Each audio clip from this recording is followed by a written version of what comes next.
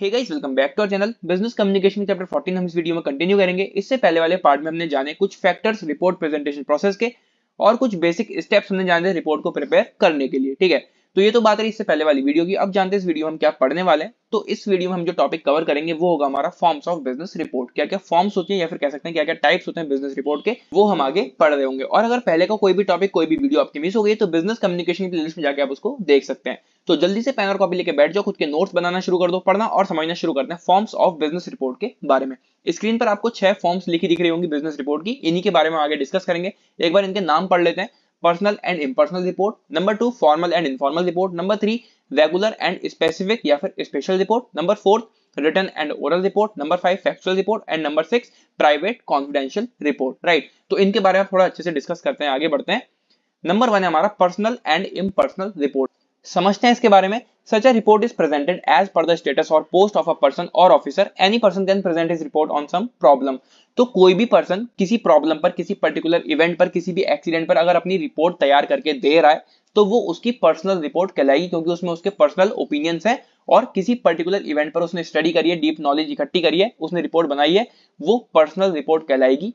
When a report is presented in the capacity of the post or position of a person is holding, अगर वही report किसी position पर या फिर किसी पोस्ट पर बनाई जाए, जस्ट लाइक ऑडिटर हो गया, कोई डायरेक्टर हो गया, कोई चेयरमैन हो गया, तो ये सब क्या है, ये एक पोस्ट है, पोजीशन है। अगर इस पोस्ट या फिर पोजीशन पर वो रिपोर्ट तैयार की जाती है तो वो इम्पर्सनल रिपोर्ट कहलाई जाती है। ऑडिटर्स रिपोर्ट होती है, डायरेक्टर्स रिपोर्ट होती है, चेयरमैन रिपोर्ट होती है, तो वो वाली रिपोर्ट हमारी कहलाई जाती है impersonal report. Right, personal report कोई भी पर्सन दे सकता है और किसी भी पर्टिकुलर इवेंट पर वो रिपोर्ट बनाई जा सकती है, लेकिन इम्पर्सनल रिपोर्ट जो है एक पोस्ट या फिर पोजीशन पर बनाई जाती है। वो ऑडिटर रिपोर्ट मैंने आपको एग्जांपल दे दिया, डायरेक्टर रिपोर्ट हो सकती है, चेयरमैन रिपोर्ट हो सकती है, एटसेट्रा। राइट, तो ये होती है हमारी पर्सनल एंड इम्पर्सनल रिपोर्ट। आगे बढ़ते हैं फॉर्मल एंड इनफॉर्मल रिपोर्ट। अब ये फॉर्मल और इनफॉर्मल रिपोर्ट कौन सी होती है, थोड़ा इसको पढ़ते हैं और समझते हुए चलते हैं।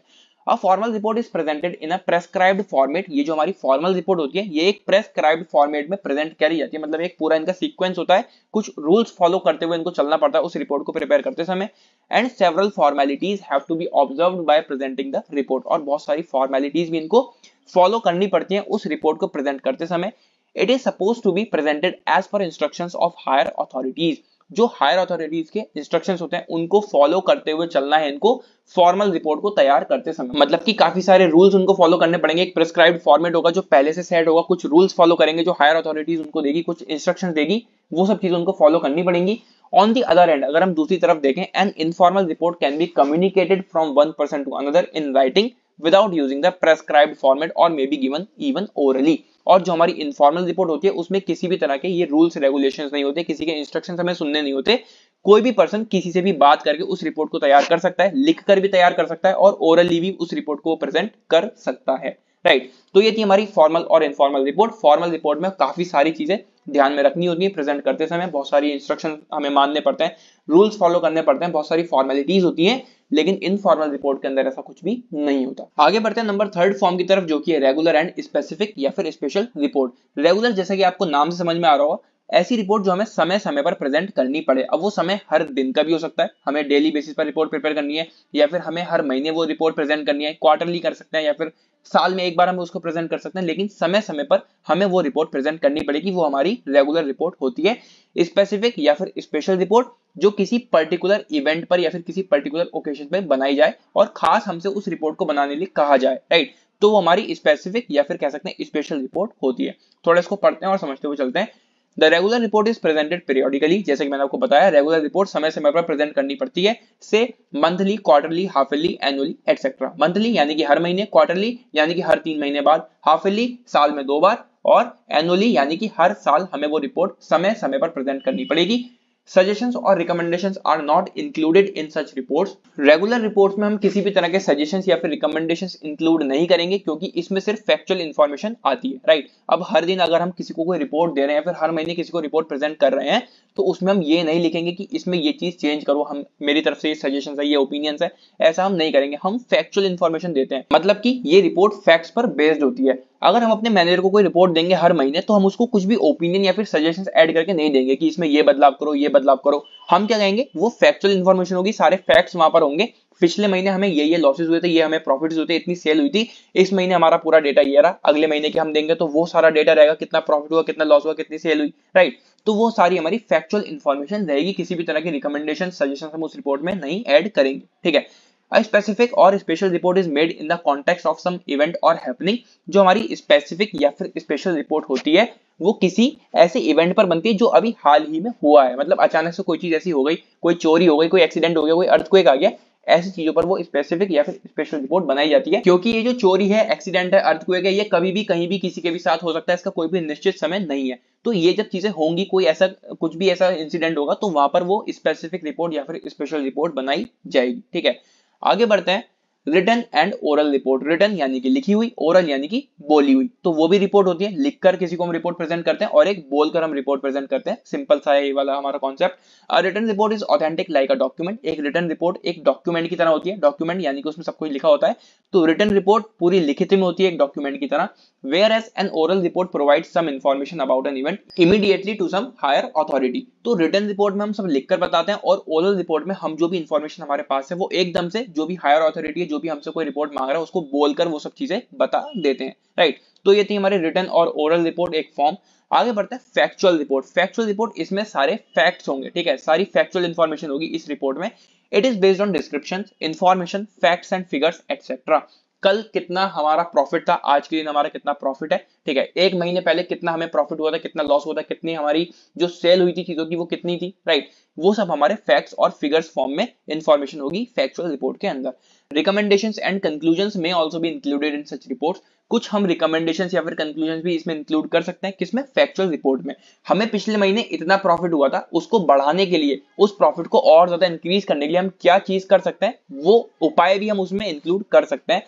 Example, report of an inquiry committee on some complaint. यहाँ पर इन्होंने एग्जाम्पल दिया है कि इंक्वायरी कमेटी ने एक रिपोर्ट तैयार करी है एक कंप्लेंट पर, कोई शिकायत उनको मिली होगी। अब जो वो कंप्लेंट आई है वो कंप्लेंट दोबारा से ना आए, उसके लिए इंक्वायरी कमेटी उसी रिपोर्ट के अंदर कुछ रिकमेंडेशंस या फिर कुछ कंक्लूजंस निकाल के इंक्लूड करेगी। हमने रिपोर्ट के मीनिंग में भी जाना था कि अगर हम किसी भी प्रॉब्लम पर रिपोर्ट बना रहे हैं तो वो प्रॉब्लम क्यों हुई है, किस किस को उससे प्रॉब्लम हुई है, क्या उसकी वजह थी, किसकी वजह से हुई है, और क्या उस प्रॉब्लम को सॉल्यूशन है, सब चीजें रिपोर्ट के अंदर ऐड करी जाती हैं।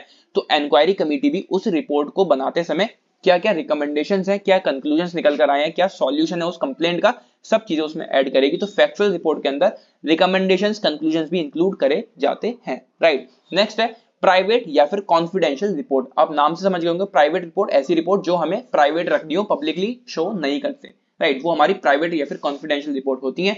Such a report is normally presented privately by some particular person and is generally confidential and not made public। तो ऐसी रिपोर्ट जिनको प्राइवेटली प्रेजेंट करा जाए किसी खास पर्सन के द्वारा और उसको पब्लिकली शो ना किया जाए, ऐसी रिपोर्ट्स को कहा जाता है प्राइवेट या फिर कॉन्फिडेंशियल रिपोर्ट।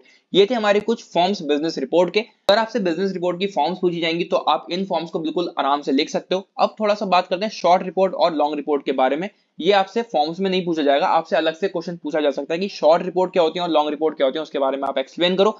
तो शॉर्ट रिपोर्ट क्या होती है? Short reports are used for business activities. जो हमारी शॉर्ट रिपोर्ट्स होती हैं उनको बिजनेस एक्टिविटीज के लिए यूज किया जाता है। These are concise, realistic and impartial. Concise मैं आपको कई बार बता चुका हूं, यानी कि कम शब्दों में ज्यादा इंफॉर्मेशन प्रोवाइड करना।